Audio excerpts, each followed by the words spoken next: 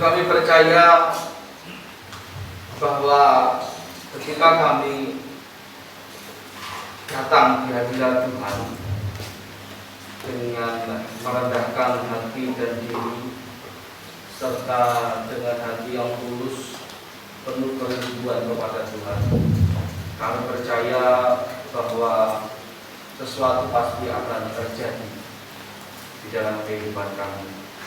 Ada kebaikan dan ada jalan keluar yang Tuhan berikan kepada kami ketika kami sungguh-sungguh datang di hadirat Tuhan, ketika kami sungguh-sungguh melakukan apa yang menjadi kehendak Tuhan dalam kehidupan kami. Dan pagi ini kembali hamba Engkau percaya Tuhan untuk menyampaikan apa yang menjadi kehendak Tuhan bagi kehidupan kami semua.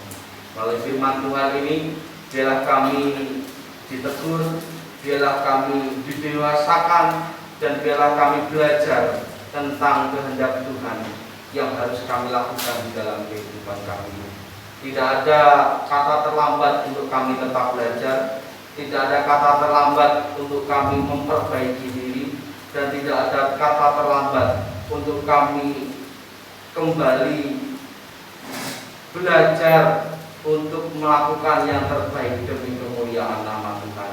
Dan hamba-Mu yang jauh dari sempurna ini Tuhan, mampukanlah, karena Engkau Tuhan yang maha sempurna, yang akan menyempurnakan segala tutur bahasa, sikap dan perilaku hamba-Mu, sehingga siapa saja yang mendengar firman ini dan menyaksikannya serta merenungkannya semakin diberkati oleh Tuhan.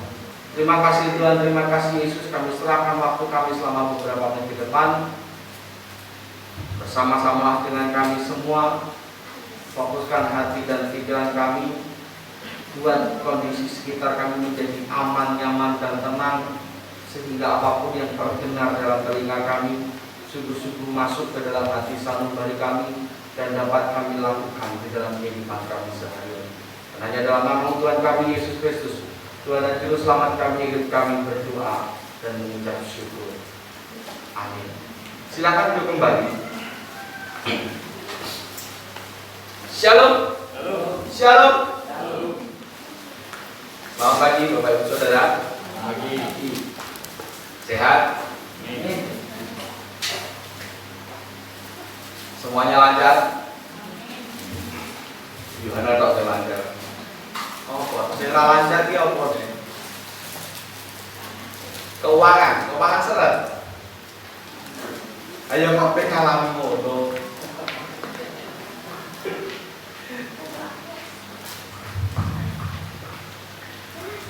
Anggap saja segala sesuatu itu adalah demi kebaikan kita. Karena tidak semua yang seret itu tidak enak. Nyatanya pohonnya seret itu enak. Ya, pohonnya seret itu enak. Apa benar kalau cepatannya teh hangat? Ya semua tergantung bagaimana kita menyikapi. Karena ini sudah berapa tahun? Setahun ya? Setahun lebih, berapa minggu ya? Corona, ya kan? Yang terdeteksi di Indonesia. Kalau coronanya sendiri sudah muncul bulan Desember atau November tahun 2019 di Tiongkok. Hanya, saya tidak bilang masuknya, hanya terdeteksi pertama kali di Indonesia itu tanggal berapa di bulan Maret. Dan ini kurang lebih sudah 1 tahun.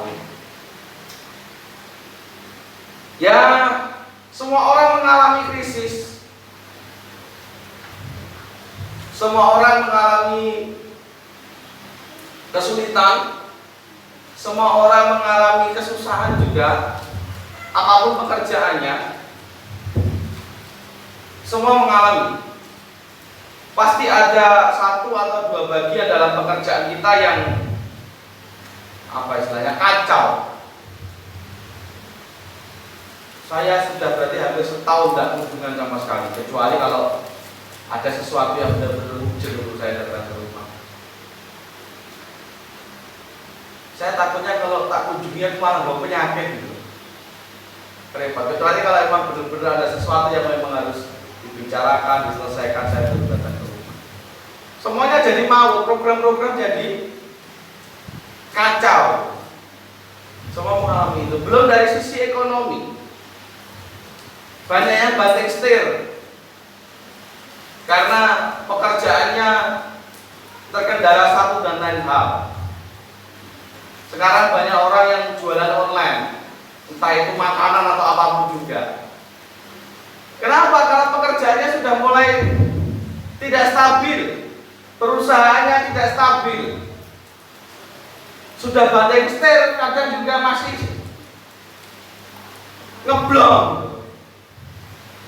Ya, lah kalau semua orang jualan makanan terus beli sopo kan gitu kan, ibaratnya kan begitu.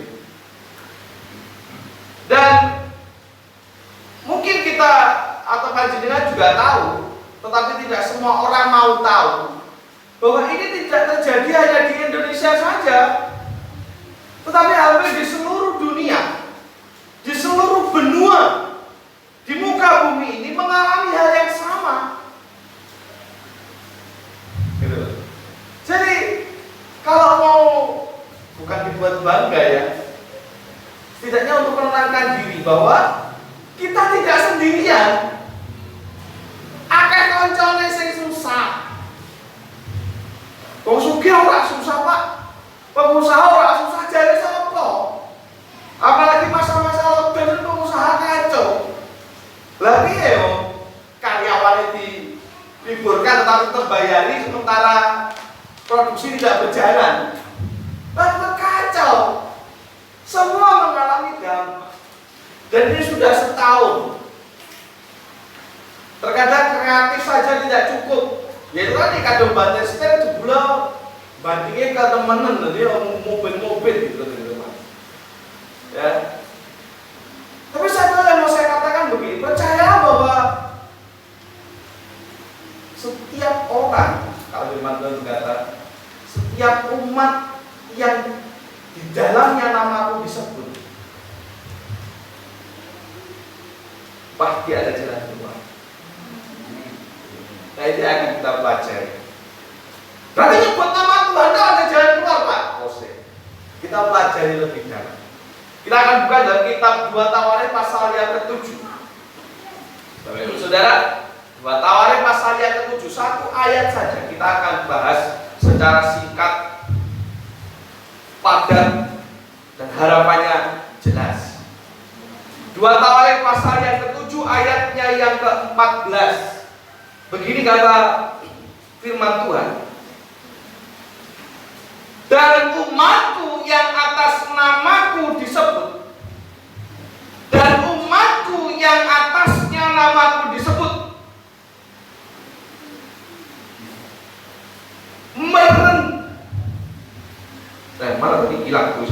merendahkan diri, berdoa dan mencari wajah, lalu berbalik dari jalan-jalan yang jahat, maka aku akan mendengar dari surga dan mengampuni dosa mereka serta memulihkan negeri mereka. Tak mau coleknya juga jelas. Mau bisa. Dan umatku yang atasnya namaku disebut. Kira-kira Anda dan saya masuk di dalam golongan ini tidak? Nama Tuhan disebut tak di dalam kehidupan panjenengan? Disebut apa buatan? Disebut. Tapi buatan latah loh. Tidak, puji Tuhan. Berarti puji Tuhan termasuk. Nah, gitu ya. Dan umatku yang atasnya namaku disebut merendahkan diri. Nah, aja dihilangi biarin aja ya. Merendahkan diri. Jadi tidak hanya cukup menyebut nama Tuhan, tetapi di mana setiap orang yang menyebut nama Tuhan itu adalah Yesus Kristus dan merendahkan diri, maka aku akan mendengar dari surga. Jadi doa-doa kita itu didengar dari surga dan mengampuni dosa mereka, diampuni pula, serta memulihkan negeri mereka, memulihkan keadaan kita. Dari apa? Dari berbagai macam kesusahan, termasuk krisis yang kita alami sampai saat ini.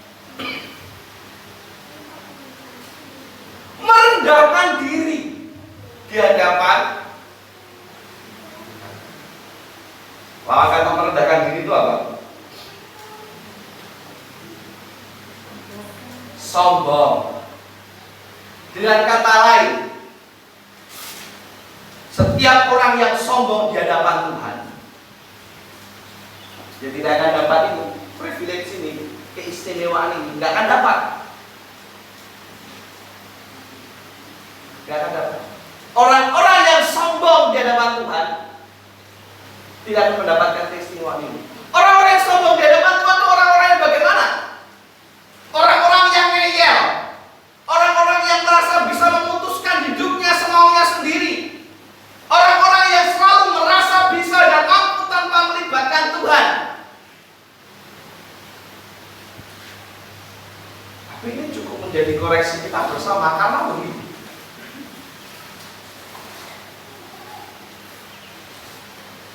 Kalau orang berkata bahwa oke, saya merendahkan diri di hadapan Tuhan, karena terbukti kok Pak, ketika saya memuji Tuhan, menyembah Tuhan, saya benar-benar merendahkan diri saya benar-benar menikmati sampai merem-merem. Ketika saya berdoa pun juga Pak, selalu saya sebutkan, ya Tuhan, hamba-Mu ini. Itu kan merendahkan diri kan? Hamba-Mu ini. Tetapi di hadapan manusia bagaimana? Di hadapan manusia bagaimana? Kalau di hadapan manusia saja kita tidak bisa merendahkan diri, atau dengan kata lain masih suka menyombongkan diri, maka bagaimana di hadapan Tuhan? Manusia itu yang kelihatan, yang wujudnya nampak. Di hadapan manusia yang wujudnya nampak saja kita masih suka sombong. Bagaimana di hadapan Tuhan? Pak, saya disombongkan tuh apa atau apa?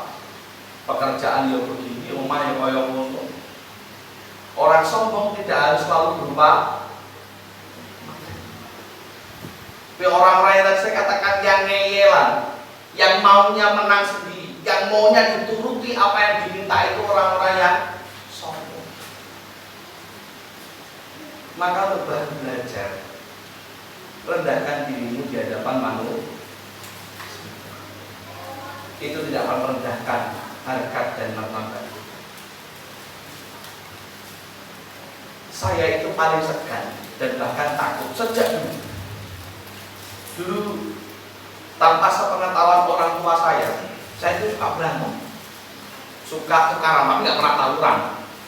Zaman saya dulu, dan mungkin juga dengan yang masih ngalami, zaman dimana anak laki-laki itu wani ya wani, jarang ada tawuran, walaupun memang sudah ada tawuran jatuh. Cuma kebanyakan mereka kalau suruh satu lawan satu gitu. Dan beda dengan anak sekarang. Bocah bayi-bayi, bocah cilik-cilik itu wani ini keroyokan. Lewat keroyokan mereka berani nekat. Ya kan? Saya suka mega, suka jambret itu bocah cilik-cilik. Lewat sekolah keroyokan sama teman-teman ini.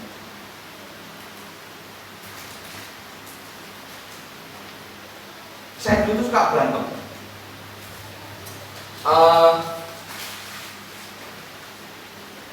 Aku kaitannya kok ya, mesti tahu apa ya lah ya. Bergerak tiap lagi sekian, coba tiga tegone mulut tegone makan tiga dari dunia. Aku ngumpet guyu gitu. Coba tiga masker gini-gini aku betul guyu. Tak alih-alih itu pas aku. Anak-anak ya teman. Tak cari kaitannya dulu, bentar. Tawuran. Merendahkan diri, tak kaitannya apa? Lah kali lagi lagi.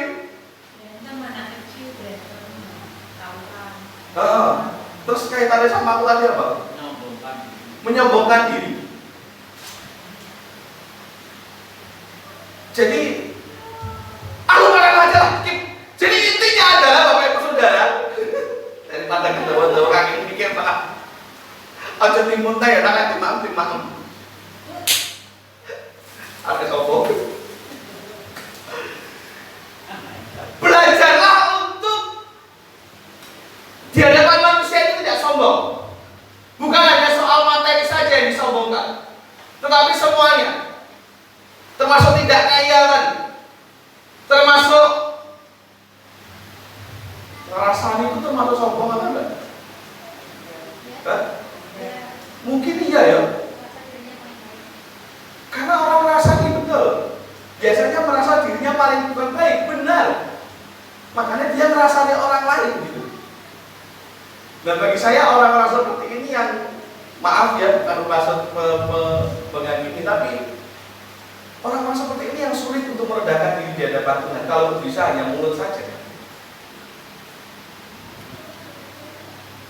Gitu. Karena Tuhan pun juga pernah berkata bahwa wujud kasih kita itu kita wujudkan kepada manusia, karena bagaimana kamu bisa mengatakan mengasihi aku kalau kepada sesama manusia yang nampak setiap hari saja kamu tidak bisa melakukannya. Nah, aku juga halnya sama. Demikian juga halnya sama. Rendahkan diri kita di hadapan Tuhan, dan untuk belajar caranya adalah rendahkan diri kita di hadapan manusia. Jangan menjadi pribadi yang sombong, merasa dirinya seolah-olah paling dibutuhkan. Tidak ada manusia yang sempurna. Kita satu dengan yang lain sama-sama saling membutuhkan. Tidak ada yang lebih tinggi antara satu dengan yang lain. Saya punya kekurangan, panjenengan pun sama. Di mana dari kekurangan itu kita tahu di bagian mana kita bisa saling menuju. Umatku yang namanya disebut merendahkan diri, berdoa dan mencari wajahku, merendahkan diri di hadapan Tuhan serta berdoa dan suka mencari wajahnya Tuhan. Suka mencari wajahnya. Ya Allah, hidup kembali hatiku, sesuatu terjadi apa? Saat datang di altarnya, sesuatu pasti akan terjadi manakala kita berdoa dan mencari wajah Tuhan. Karena hanya Tuhan yang menjadi pokok sumber jawaban atas setiap persoalan kehidupan kita, atas setiap krisis yang terjadi sampai sekarang ini. Apapun yang menjadi persoalan dan masalah kita, kalau kita mau datang dan mencari wajah Tuhan, maka aku akan mendengar dari surga. Amin. Kalau ada yang tanya, Pak, apa semua masalah bisa selesai dengan doa?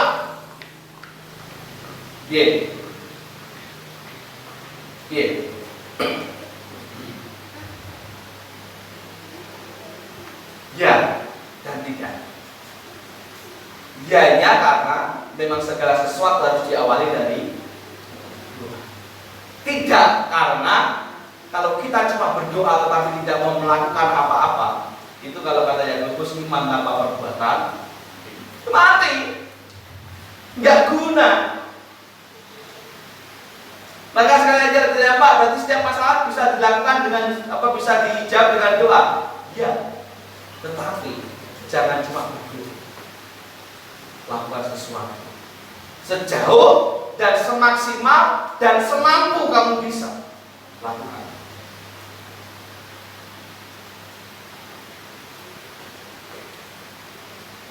Tapi bekerja keras, berusaha, berjuang pun akan menjadi sia-sia kalau kita tidak datang dan mencari wajahnya Tuhan.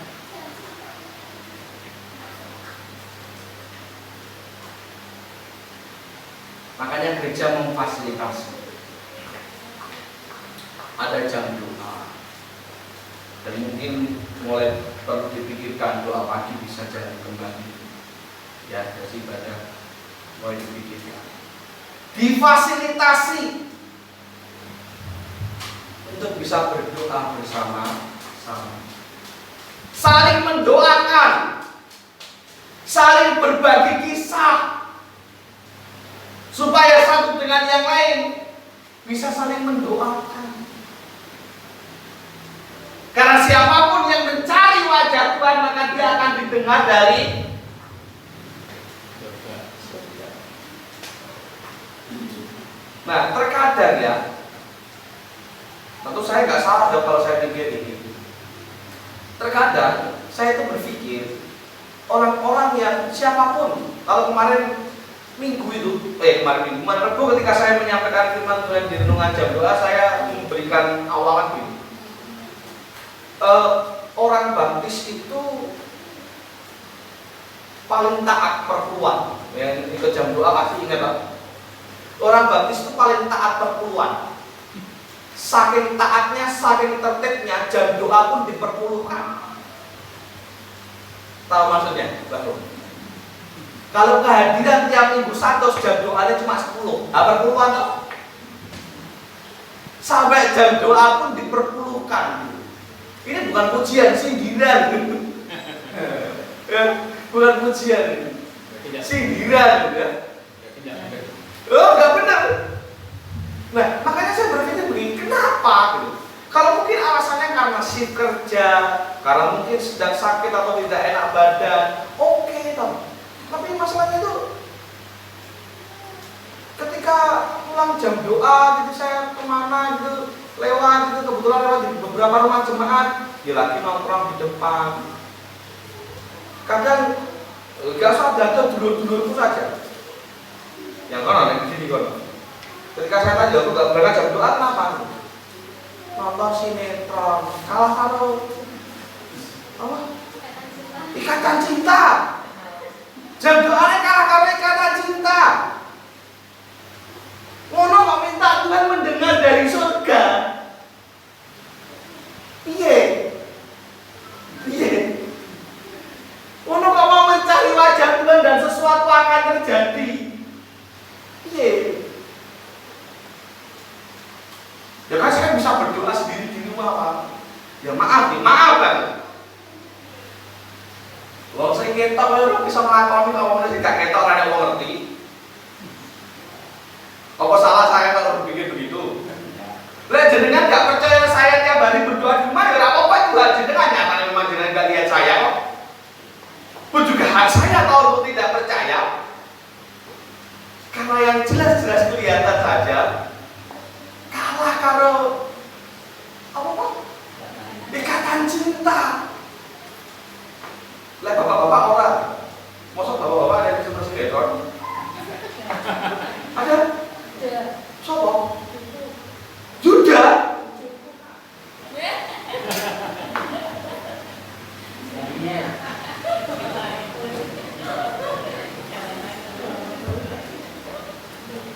Terus judul aku pantangan ya. Ya.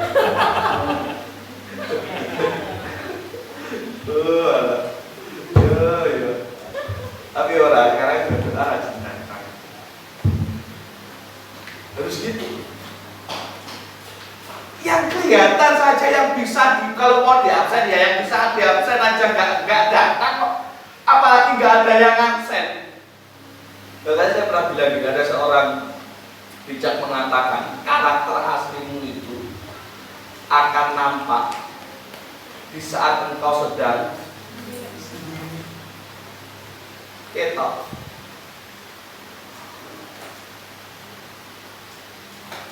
Ya. Umatku yang atas namaku tersebut merendahkan diri, berdoa dan mencari wajahku, lalu berbalik dari jalan-jalannya yang jahat, tentu disertai dengan bertobat.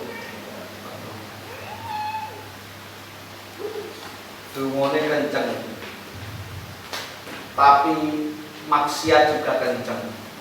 Senang keplek, senang judi. Nah, judi bodoh ya. Senang nabung, tapi tidak semua judi adalah keplek. Artinya judi banyak macamnya loh. Ono togel, ono apa ya, judi bola. Emang sekarang masih ada judi bola? Bolanya emang nggak main? Pandemi ini, tapi udah ya Pak. Game online. Iya, itu ada judi apa? poker itu di HP itu macam-macam.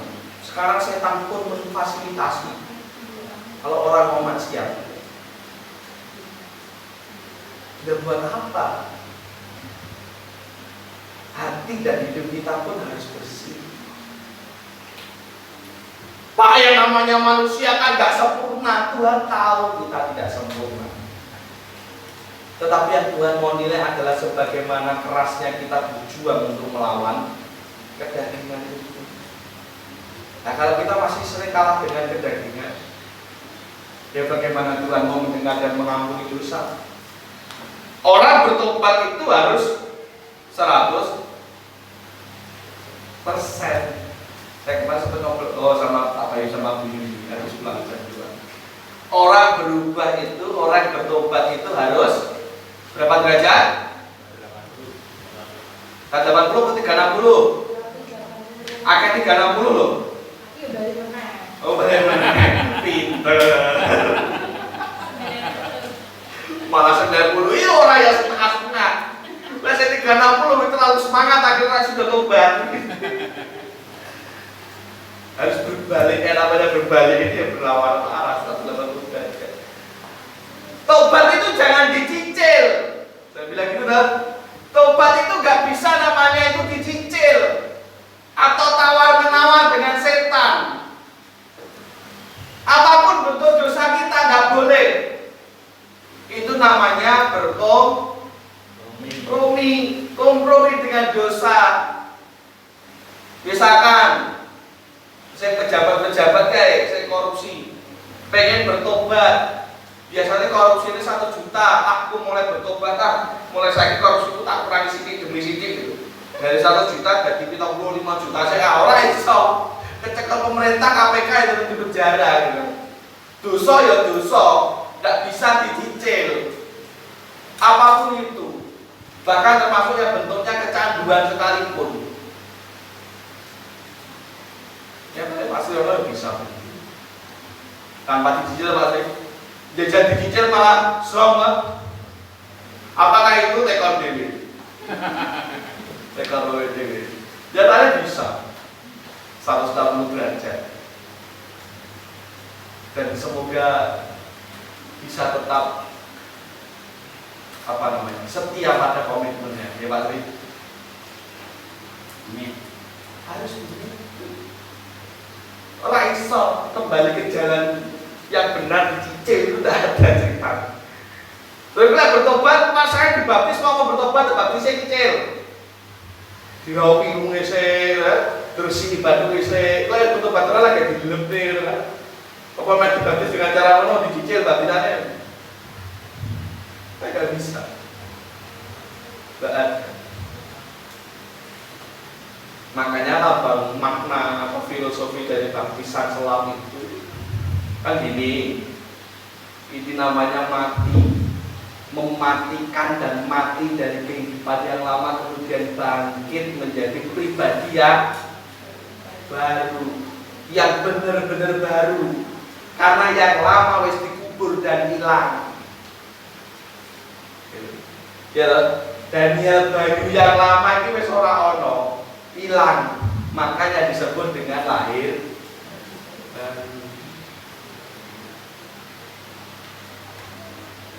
Maka sekali lagi saya bilang, dan umatku yang atasnya namaku disebut merendahkan diri, berdoa dan mencari wajahku, lalu berbalik dari jalan-jalan yang jahat, maka aku akan mendengar dari surga dan mengampuni dosa mereka serta memulihkan negeri mereka.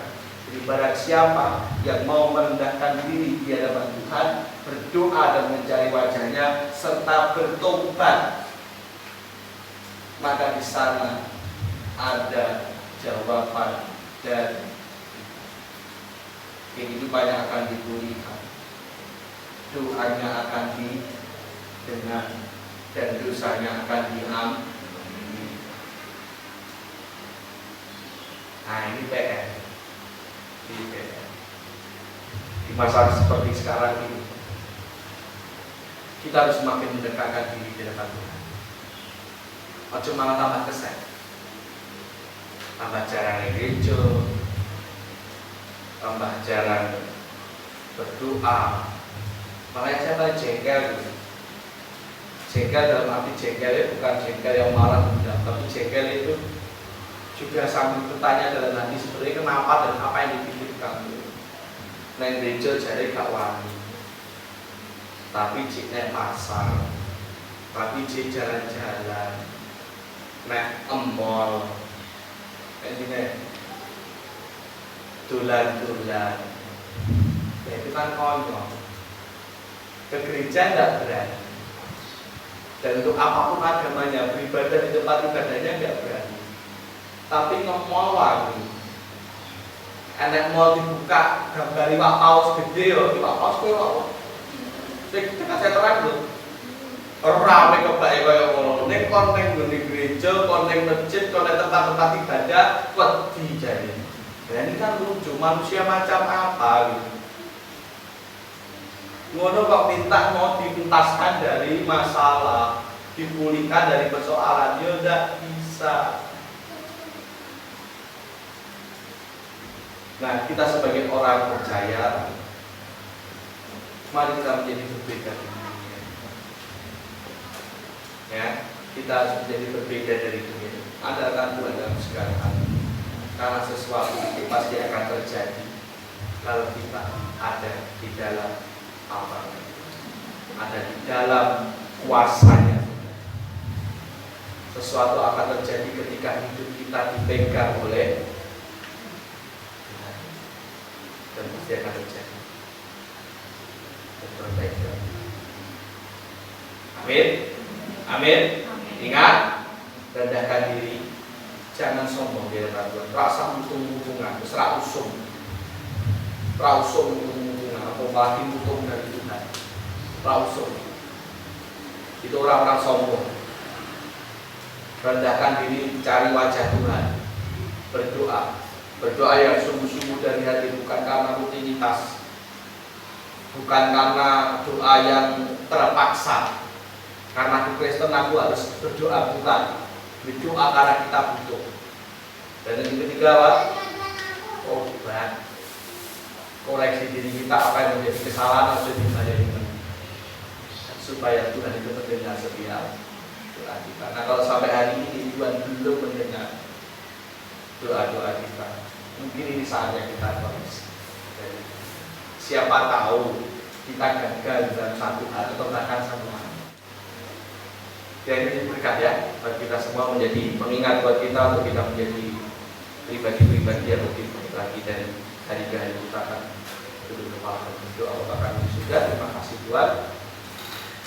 Tuhan menguatkan kami, Tuhan memampukan kami untuk dapat menjalani hidup hari lepas hari.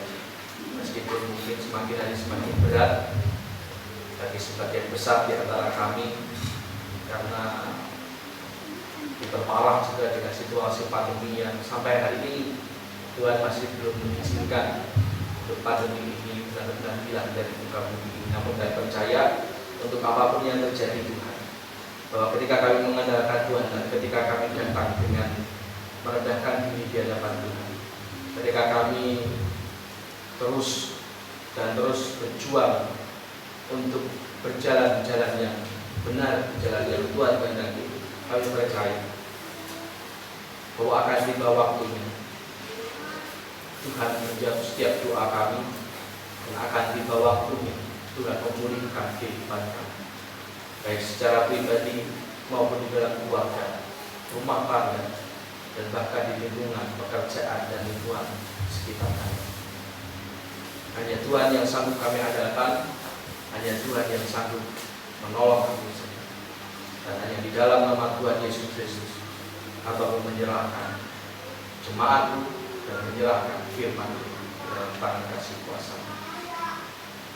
Amin.